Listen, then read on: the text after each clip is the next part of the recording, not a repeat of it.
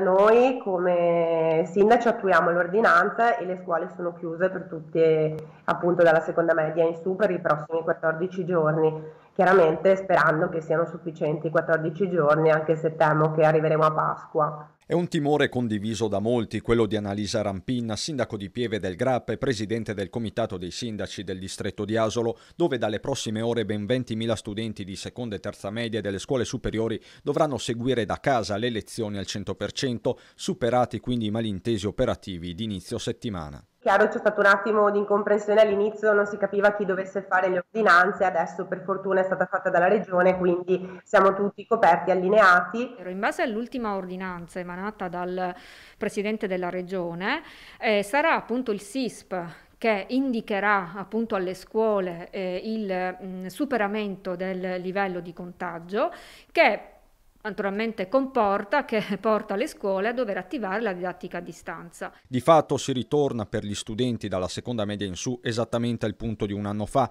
anche se nel frattempo, va detto, alcuni nodi sembrano essere stati risolti. Ma avendo fatto un grosso investimento anche come comuni, molti colleghi come me hanno acquistato i tablet per le scuole durante il lockdown dell'anno scorso, credo che insomma dovremmo essere più preparati. Resta comunque uno sforzo organizzativo imponente e non del tutto preventivato. Siamo stanchi tutti, ecco, perché poi soprattutto una situazione che è in continuo divenire, di cui tante volte sembra non vedere mai la fine, ecco, per cui la stanchezza c'è, insomma la didattica a distanza ha un po' provato, credo, anche il personale scolastico. Quanto agli studenti, il messaggio è chiaro. Chiedo ai ragazzi di concentrarsi, di fare l'ultimo sforzo, siamo alla fine dell'anno e appunto di non demordere.